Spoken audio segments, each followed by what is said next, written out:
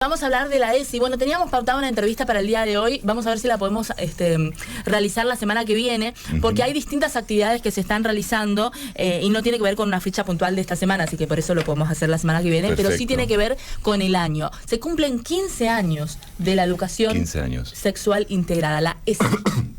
Perdón, que se sancionó sí en octubre, al principio de octubre, y se promulgó a mediados de octubre del 2006 y bueno, nos trae un montón de situaciones para pensar, para trabajar sobre todo, ¿no? Por parte de los estados, por parte en todos los niveles, nacional, provincial, municipal, porque creo que si UNE se pone a ver el marco normativo, el marco jurídico, en relación a las cuestiones de diversidad sexual, en relación a las cuestiones de género, la ley se sancionó en el 2006. Sí. Seguimos. La ley de violencia se sanciona en el 2009. Seguimos, la ley de matrimonio se sanciona en el 2010. Seguimos, la ley de identidad de género en el 2012. Seguimos, la ley de cupo 2021. O sea, digo, la antesala de todas esas leyes que yo fui nombrando justamente fue la ley de educación sexual integral para justamente poder trabajar con les pibes, ¿no? En la preparación, en relación a sus propios cuerpos, sus propias sexualidades, sus propias formas de vincularse. Lo que pasa es que, bueno, obviamente que distintos poderes, entre ellos el poder más conservador de la política y el poder conservador de la Iglesia, permanentemente boicotea la aplicación de esta ley, ¿no? Eso a mí me sorprende muchísimo, Changuito, porque uno piensa, 2006, cumple 15 años este año la ESI, y sin embargo no se ha aplicado, por lo menos no en su totalidad en el país. Hay todavía lugares, provincias, escuelas que no están aplicando la ESI y realmente es preocupante porque hay 15 años de educación que ya estamos perdiendo, que ya hemos perdido. Fíjense que, por ejemplo, en Salta hubieron varios años, no sé cómo está ahora puntualmente, 2021, pero hubieron varios años que la denuncia iba directamente a la gestión del Ministerio de Educación Provincial, que directamente no permitía el ingreso de los cuadernillos o del material que construía el Programa Nacional por la Educación Sexual Integral, que es el programa que se crea a partir de la ley, ¿no? Sí. Por ejemplo, en Salta directamente ni siquiera aparecían esos materiales, ¿no? Materiales que iban destinados a los docentes, materiales que iban destinados a los pibes y materiales que iban destinados a las familias para poder trabajar también en familia, ¿no? Recordemos que la Ley de Educación Sexual Integral, aparte de crear el programa, lo que establece en su artículo primero es el derecho de les educandes, educandos, educandis, o sea, de los estudiantes, de recibir educación sexual integral, ¿no? Claro. Para poder repensar justamente su afectividad, su vincularidad, pensar su sexualidad desde una lógica saludable, no discriminatoria, no violenta. Y bueno, sin embargo es como muy difícil que suceda. Llegar a ese momento. ¿De qué hablamos, Chango, cuando hablamos de integral? ¿Por qué se dice integral? ¿A qué remite? Digo, esto quiere decir que en cualquier materia yo puedo llegar a ver cómo abordo el tema de la educación sexual. En cualquier materia, digo, esto es biología, matemática. Es integral y transversal, digo, la ley plantea una transversalidad a partir de unos ejes curriculares que lo define el Programa de Educación Sexual Integral junto con el Consejo Escolar Federal. Y lo que intenta hacer es que se elabore justamente de forma integrada y transversal en todos los ámbitos educativos.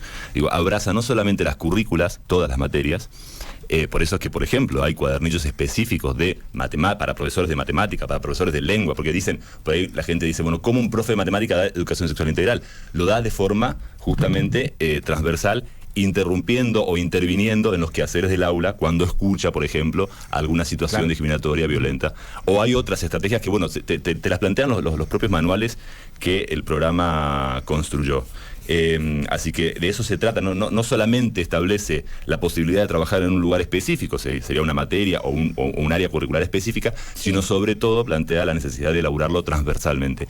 Y no solo en las currículas, sino también en las instituciones, ¿no? Las estructuras de las instituciones, en el marco de justamente hacer espacios educativos libres de violencia, libres de discriminación y un poco más amigables entre todos, todes y todis. Hay un montón de charlas y actividades que se están por desarrollar y se están empezando a desarrollar por estos 15 años de la ESI que se cumplen en el mes de octubre. Hay una actividad que se va a realizar mañana en el Conex con Sol Despeinada y precisamente Matías, quien iba a hablar con nosotros hoy, pero bueno, vamos a ver para replantearlo la semana que viene. Pero digo, hay toda lo que me sorprende para bien, es que muchas de las personas que hablan acerca de la ESI son de esta generación nuestra, en la cual la educación sexual pasaba por la prevención, pasaba por no te quedes embarazada, y no iba mucho más de ahí.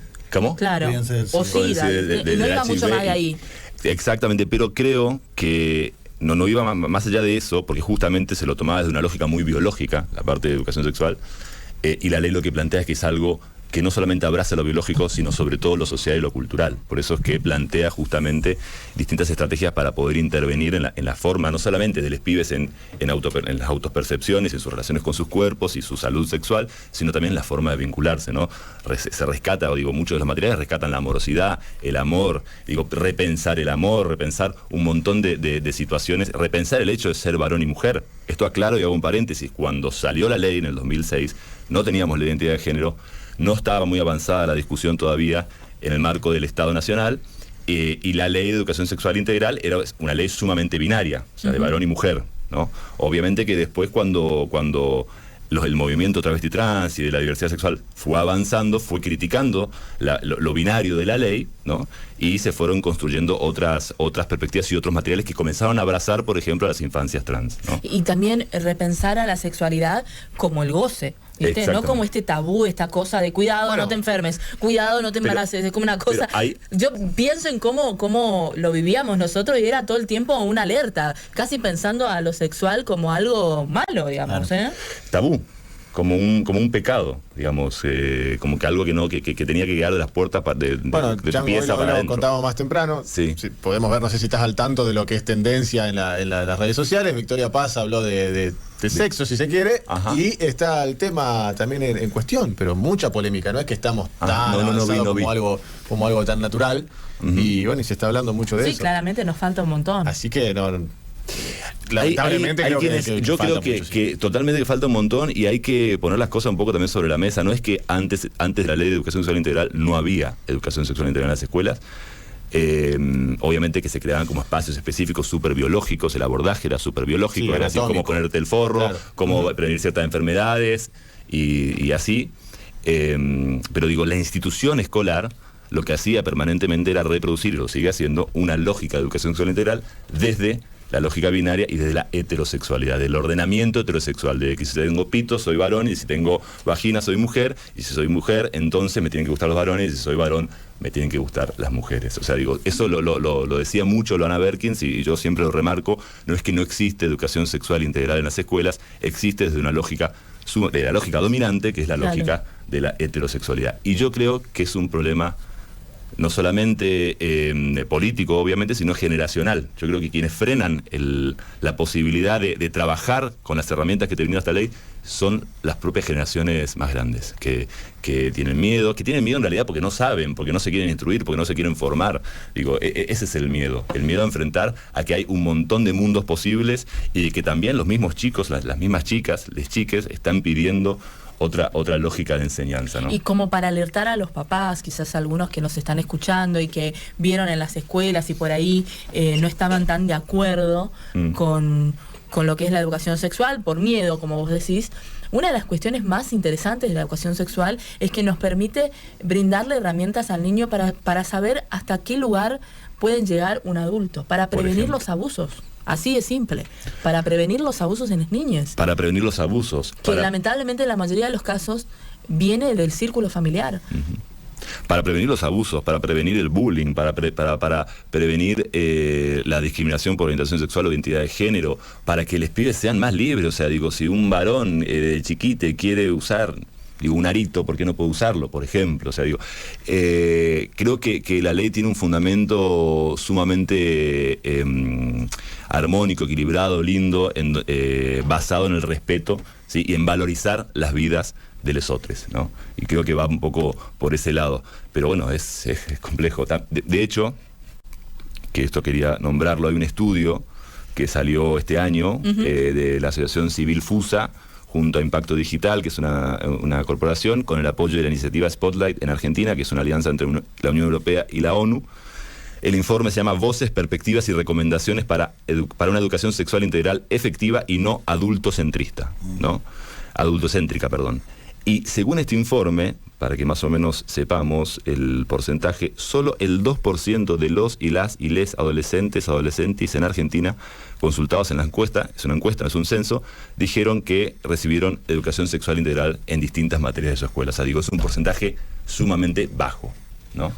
Y en esta misma encuesta, por ejemplo, se planteó, no recuerdo acá el porcentaje, creo que estaba entre el 50 y el 55% que respondieron que tenían conocimiento sobre la ESI, pero no recibido por la escuela, y que ese conocimiento, que fue de autogestión, digamos, autogestivo por los propios chicos, chiques, les sirvió para identificar situaciones de violencia, ¿no? En esto, en sintonía de lo que vos venías diciendo del abuso, del maltrato. Entonces, me parece que, como lo decía al principio, parece que fue a propósito las sanciones como escalonadas de las leyes, ¿no? Las conquistas de derechos. Pero si uno se pone a pensar, fue como sumamente lógico. La idea es que la Ley de Educación Sexual Integral prepare un poco el terreno del avance y la conquista de los derechos que implicaron las otras leyes. Tiene un poco que ver con todo lo demás. Exactamente. 2006 se sancionó esta ley, estamos a bastante tiempo, 15 años, y seguimos hablando acerca de esto, pero bueno, vamos a seguir hablando acerca de estos 15 años de la ESI y por supuesto seguir insistiendo en que se cumpla, que se implemente a lo largo y a lo ancho del país, y más que nada aquí en Corrientes, ¿no? Hay otro dato, por ejemplo, el 82% no conoce de la encuesta, no conocía a quién consultar en su ámbito escolar o en quién confiar ante distintas situaciones. O sea, digo, hay un problema de cómo se está pensando la escuela, de cómo se piensa la pedagogía, y qué estamos haciendo con las chiques, ¿no? Claro. Y ahí yo siempre rescato y vuelvo a las activistas trans, que fueron quizás quienes me han enseñado un montón, de comenzar a romper esa lógica ultraconservadora de la heterosexualidad o de la heteronormatividad sumamente cerrada, conservadora, violenta, ¿no? Que no permite que se piense, que no permite en realidad darle herramientas a los pibes para que se piensen distintos, ¿no? O acompañar en sus procesos, que no necesariamente tiene que ser un proceso de niñez trans, puede ser, digo, que el niño... No, pero es esto último que decías, acompañar estos procesos. Los chicos ya están con otras cosas en la cabeza, están con otras ideas, están con otra forma de socializar entre ellos. Que la escuela acompañe eso, creo que es urgente y necesario. Y la heterosexualidad necesita repensarse, ¿no? O sea, digo, en términos masculinos, femeninos, digo, necesita repensar ese ordenamiento que nos atrapó a todos, a todas, a todos desde niñez, y ser un poquitito más permeable, más flexible, más dialógico, más amoroso con los otros. Yo creo que va por ahí. Yo no es que estoy en contra de la heterosexualidad, creo que y he conocido un montón de gente que en el marco de su sexualidad se autodefine heterosexual, pero no en el marco del ordenamiento político que implica eso, ¿no? Que tengo que ser un varón de cierta forma, una mujer de cierta forma, y que la institución tiene que estar construida de cierta forma. Las niñas en esta encuesta, por ejemplo, planteaban que las instituciones no estaban preparadas, porque los baños, seguían estando o dividían de forma binaria, ¿no? Digo, y así un montón de situaciones. O sea, la ESI viene a discutir absolutamente todo porque piensa que quiere o que se puede hacer otra escuela, ¿no? Yo tengo el ejemplo de la Mocha Celis en Buenos Aires, que estuve ahí desde el inicio fundacional, y es posible pensar la pedagogía desde otra lógica. A propósito de los 15 años, un grupo de adolescentes trans sacaron distintos podcasts en Spotify. Ya les voy a decir cómo se llama. Nuestra ESI Trans, para aportarle a esa ESI, hay distintas organizaciones que vienen trabajando materiales para aportarle la perspectiva traba o trans a la ESI, y así, ¿no? Pero bueno, si vamos a la parte de política pública y responsabilidad del Estado, solamente el 2% tuvo esos contenidos en varias materias en su escuela.